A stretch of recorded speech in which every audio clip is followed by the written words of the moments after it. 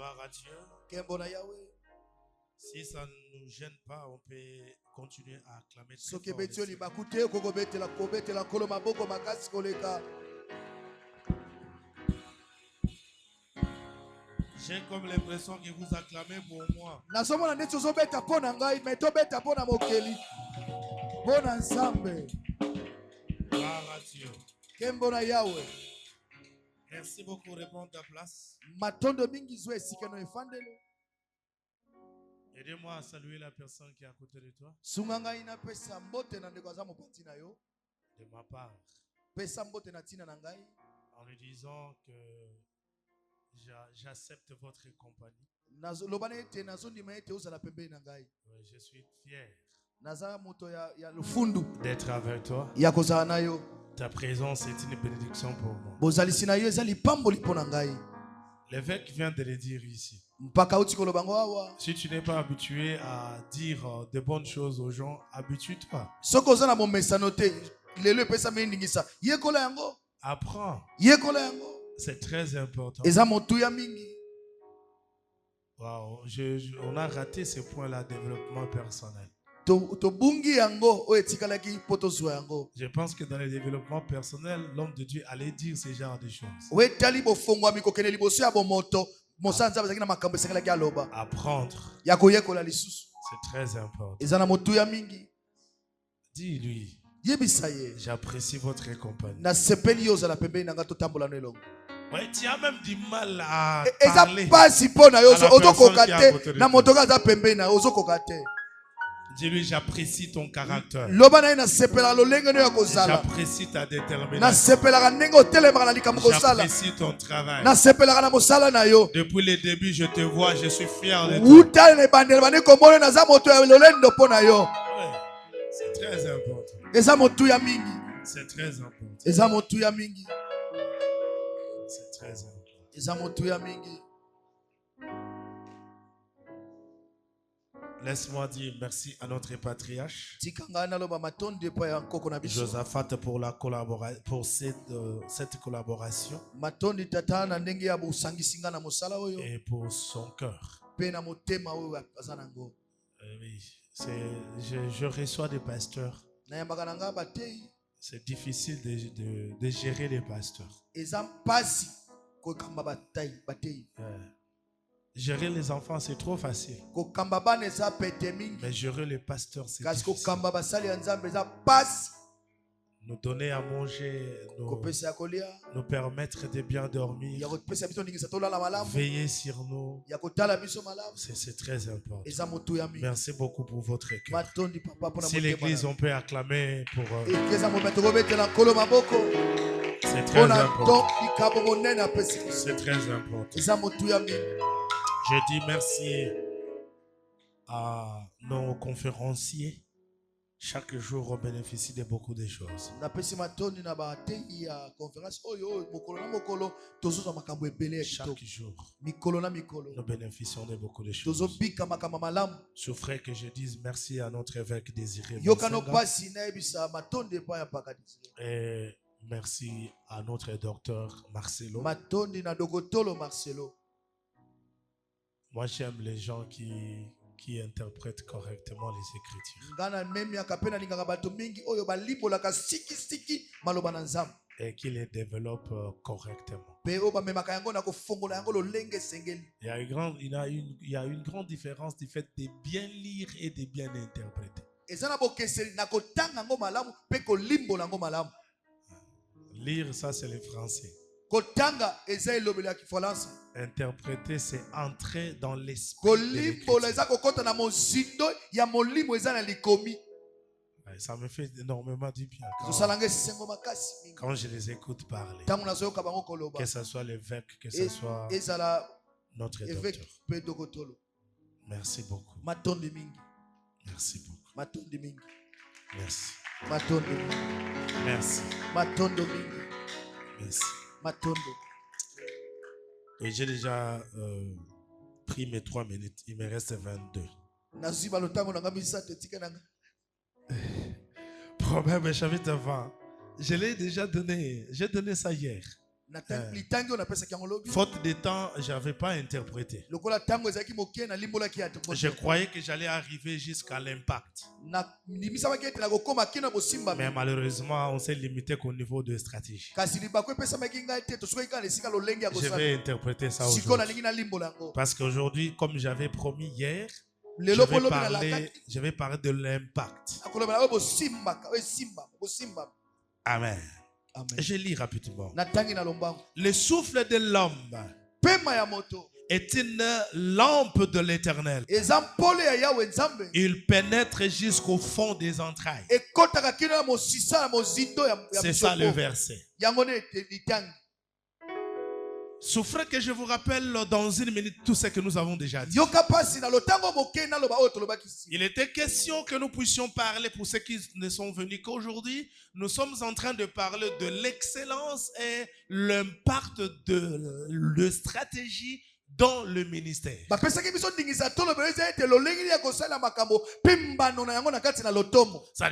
nous avons introduit l'excellence. On a essayé en fait de brosser quelques lignes, ce que nous considérons comme l'excellence, et nous avons touché le stratégie qu'on doit avoir dans les ministères.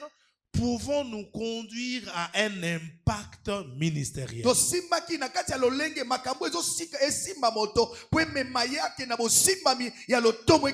avons dit que l'excellence, c'est de la finesse, de la supériorité. Ce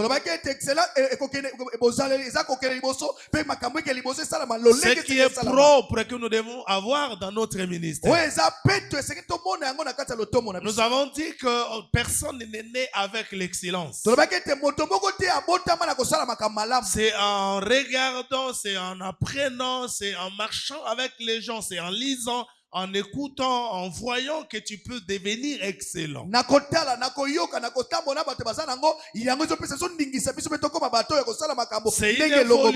C'est une évolution progressive, c'est un nouveau pas. Tu es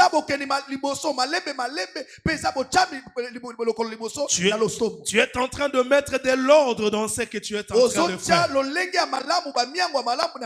regardes le progrès. Tu analyses le progrès. C'est en essayant d'analyser le progrès que tu peux atteindre ce que nous appelons aujourd'hui l'excellence.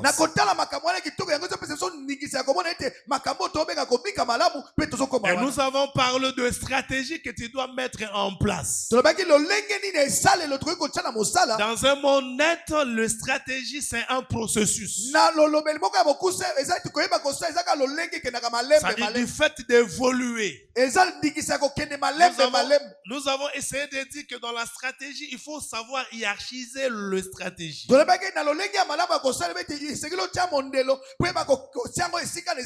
Mettez ça déjà à long terme. Du fait que le ministère n'a pas de mandat. Et même du fait de prier n'a pas de mandat.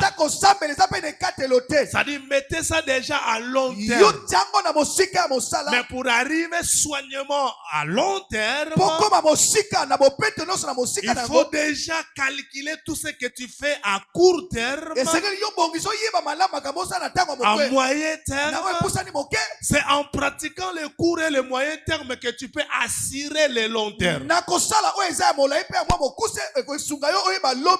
Lorsque tu pratiques chaque jour le long et le moyen terme, tu es en train d'assurer le long terme. Tu ne peux pas abandonner le court et le moyen terme et tu crois avoir de résultats dans le long terme. Et nous avons essayé de catégoriser cela en 4 zones. Je ne reviens pas, je suis désolé. Maintenant, il est question aujourd'hui que chacun de nous arrive à comprendre que dès lors qu'il y a déjà de stratégie, dès lors que tu vises l'excellence, ça va créer un impact. C'est ce que nous allons développer aujourd'hui. Écoutez ce que la Bible dit. J'interprète mon verset. La Bible dit le souffle de l'homme est une lampe de l'Éternel. La Bible dit il pénètre jusqu'au fond des entrailles. Comprenez que ici il ne s'agit pas du souffle de l'homme. Quand bien même on a dit que c'est le souffle de l'homme, il ne s'agit pas du souffle de l'homme. Il s'agit plutôt du souffle de Dieu emprunté à l'homme. Il s'agit plutôt du souffle de Dieu que Dieu avait placé en l'homme. Maintenant, ça devient une propriété pour l'homme, mais ça vient plutôt de Dieu. C'est Dieu qui avait placé en premier le souffle en l'homme. Vous le connaissez très bien que l'homme était considéré comme statue. C'est-à-dire l'homme ne bougeait pas.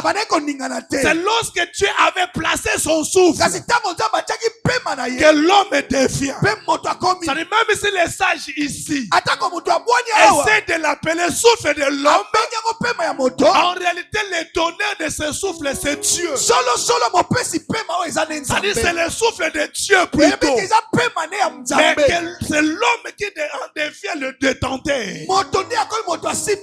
C'est l'homme qui devient le possesseur de ce souffle. Mais ça vient de Dieu lui-même. Il y a deux manières de comprendre le souffle. En premier lieu, c'est le Roua. Roua, c'est le Saint-Esprit. Le Saint-Esprit, il est une personne, mais c'est un souffle. C'est lorsque tu lis dans la Bible, le concept de souffle, en premier lieu, c'est le Roua. Là, c'est le Saint-Esprit. C'est Dieu lui-même. Mais ici, il ne s'agit pas du Saint-Esprit, mais il s'agit plutôt de Nefesh. Nefesh signifie le souffle que Dieu nous donne pour nous permettre à mouvoir, pour nous permettre à faire quoi? À travailler avec lui, pour nous permettre à exister, pour nous permettre à entrer en communion avec Dieu. Maintenant, ce mouvement-là de Dieu vers l'homme, c'est ce qu'on appelle l'impact.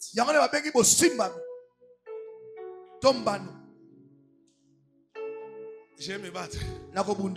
Ce mouvement-là entre Dieu et l'homme, c'est ce qu'on appelle l'impact. C'est dans un autre langage. Le terme hébraïque expliquant l'impact, on appelle ça le choc. On appelle ça le choc. C'est-à-dire entre deux éléments, ça crée un bruit. C'est ce bruit-là qu'on appelle impact. C'est ce bruit-là qu'on appelle choc. Si je fais ça, même si vous n'avez pas entendu, mais moi j'ai entendu un choc. C'est ce choc-là qu'on appelle impact dans un autre langage, qui explique cette rencontre. Docteur Marcelo l'a si bien dit que Dieu, étant être spirituel, il n'a pas droit à exister et à travailler sur la terre. Il devait s'associer à nous. C'est-à-dire tel que nous sommes là, nous avons donné la possibilité au Créateur de travailler sur la terre. Je vais dire ça autrement. Nous avons rendu le Créateur légal sur la terre. C'est-à-dire quand Dieu t'appelle dans le ministère, vous les rendrez légal sur la terre. Tout ce que tu fais dans ta prédication, en réalité c'est ta bouche, mais c'est la parole de Dieu qui passe au travers de ta bouche. C'est pour cela un ministre de Dieu, aucune maladie ne peut le résister. Parce que lorsque tu guéris une maladie, lorsque tu guéris quelqu'un qui est malade, c'est Dieu qui passe par tes mains pour le guérir. C'est-à-dire ce travail-là, ça crée un choc entre les créateurs, entre les divins et l'humanité que tu es. C'est-à-dire tu rends Dieu légal. Si quelqu'un veut voir Dieu, c'est au travers de toi que cette personne verra Dieu. Si quelqu'un veut toucher Dieu, c'est tel que je suis là. Si j'ai envie de toucher Dieu, c'est mon homme ici. En le touchant, je touche Dieu. C'est pour cela que cette femme en perte de sang, elle pouvait conclure. Si jamais je touche son habit, ça dit je le touche au même moment. Parce que son habit le représente au même moment. En le touchant, j'ai la guérison. En le touchant, j'ai la divinité. C'est pour cela qu'elle avait touché l'habit, mais la puissance qui ne devait pas être dans l'habit est sortie de son corps. La puissance n'était pas sortie de l'habit. La puissance était sortie de son corps. Ça crée un choc. Ça crée un choc. Mais qu'est-ce qu'on dit ici? Que ce souffle-là, c'est une lampe. C'est une lampe. Ça dit partout où nous sommes. Même s'il y avait ténèbres, étant ministre de Dieu, lorsque tu arrives, Dieu te place comme une lampe. Ça crée le choc. Je prophétise et je déclare dans n'importe quel territoire, ici au Congo central, que toi tu seras envoyé, tu créeras le choc. Tu créeras le choc et la puissance des ténèbres sera mise à côté parce que toi tu es là. Je voulais entendre que je créerai le choc. Je crée le choc. Tu crées les chocs. C'est-à-dire c'est le souffle de Dieu que tu avais reçu pour un travail. C'est une rencontre entre la divinité et l'humanité. Ça crée les chocs. Laisse-moi aider quelqu'un. C'est très important. Maintenant, lorsque lui il se cache à l'intérieur, même si tu es David et que Goliath est plus élancé que toi, ne vous en faites pas. Parce que le combat ne sera pas du point de vue extérieur, mais le combat sera du point de vue intérieur. Parce que tu as quelque chose de Dieu. Je prophétise du fait que nous voulons partir juste après cette conférence, quelle que soit la taille de Goliath de ton ministère, ne vous en faites pas. Fais sortir ton intérieur. Ça créera les chocs, ça créera l'impact et quelque chose de Dieu t'arrivera. Cher ministre, laisse-moi te dire juste un rappel que je te fais. Toi tu es petit, mais tu as un Dieu grand à l'intérieur de toi. Ça crée les chocs. Tu es un Dieu puissant en toi. Tu es un Dieu fort. Laisse-moi rappeler quelqu'un. Ne crains personne. Bon, aidez-moi. Tu vas lui dire. Dis-lui, ne crains pas personne. Tu as un Dieu puissant en toi. Tu as un Dieu puissant en toi. C'est toi qui le rends visible. C'est toi qui le rends visible. C'est toi qui le rends visible. C'est ça, ça crée le choc. Regardez-moi. Je vais vous dire quelque chose. Vous le savez. Je rappelle juste. Laban était en mesure de tuer Joseph. Jacob. Il en avait le pouvoir. Mais le jour où il pensait appliquer, exécuter ses plans. Dieu vient. Et il lui dit, si jamais tu oses les toucher, c'est alors tu me verras. Même si tu n'as que 10 membres, gère ces 10 membres. Jusqu'à ce que ton cœur va s'adapter à ces 10 membres. Mais celui qui osera te toucher, il comprendra qu'en toi tu as la capacité de gérer 10 000 personnes. Parce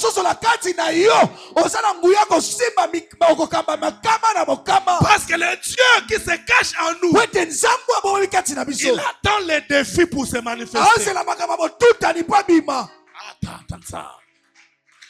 Il attend les défis pour se manifester. Demandez à Sarai, lorsqu'elle avait entendu que bientôt elle sera enceinte, elle avait senti un choc. Elle ne pouvait pas croire. Or, le Dieu que nous prions, il attend le choc pour qu'il se manifeste. Laisse-moi dire à quelqu'un, si tu es déçu de ton ministère, de ta femme, de tes enfants, de tes collaborateurs, tu entendais ce choc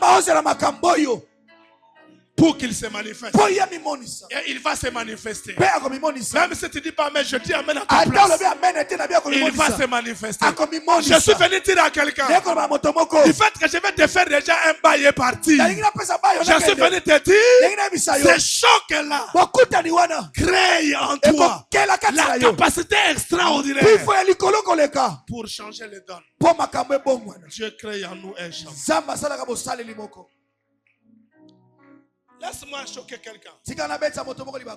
Regardez Jézabel. Elle a eu un choc quand elle a entendu que tous ses prophètes à elle étaient tués. Elle a eu un choc. Elle voulait réagir en tuant, en voulant ou vouloir tuer elle. Mais ce qui me fait du bien, quand tu es Élie et que tu attends que ton adversaire désire te tuer parce qu'elle a un choc, ne laisse jamais ses paroles naviguer. Un jour ça va t'atteindre. Il faut le tuer par une autre parole. Laisse-moi choquer quelqu'un. Tous ceux qui disent que toi tu ne réussiras pas dans le ministère, cela avait créé un choc. Réagis par la parole contraire. Oui, je suis là, je réussirai. Ça va créer un autre choc. Entre les chocs, ça va s'entretuer. Et toi, tu resteras. Regardez David. Lorsqu'il était poursuivi par Saoul, il avait déclaré par sa propre bouche, je mourrai un jour à l'aide de l'épée de Saoul. À l'aide de l'épée de Saoul. Parce qu'il était en train de fuir. Mais quand il était sur le trône, il change la parole. Il dit, moi, je ne mourrai pas. Je vivrai. Je ne mourrai pas. Je vivrai. Et il dit quoi? Je rencontrerai les œuvres de l'Éternel. Ça dit, je parlerai. Je parlerai aux autres les œuvres de l'Éternel.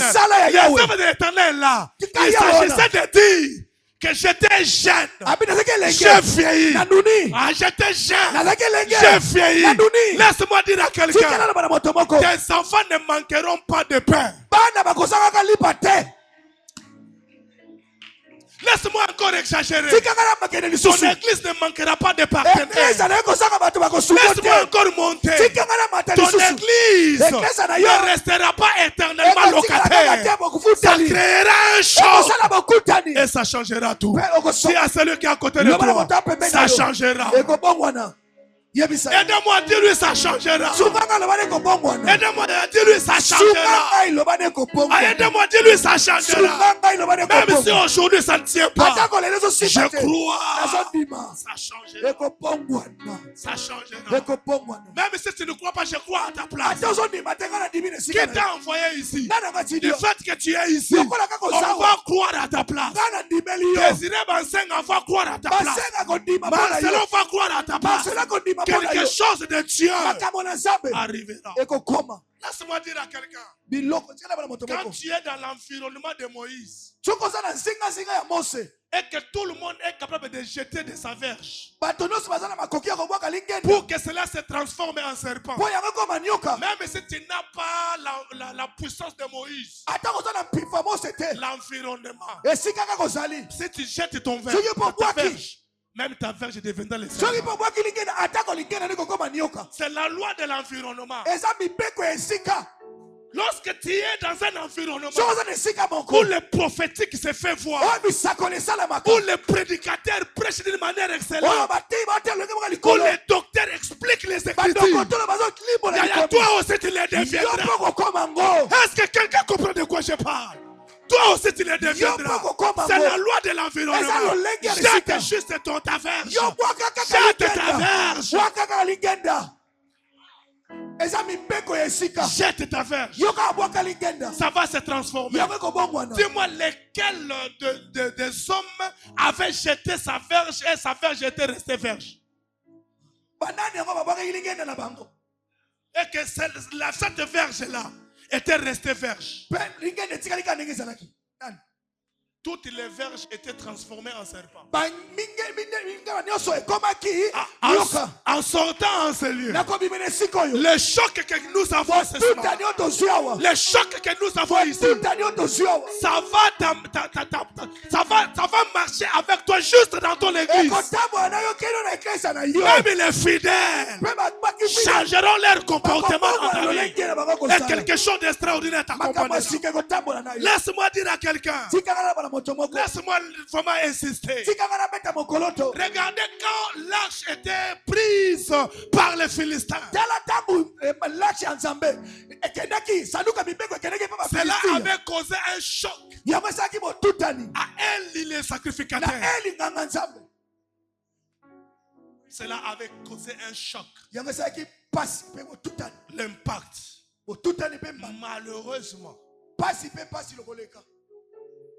Malheureusement pour lui, il était tombé et il était mort.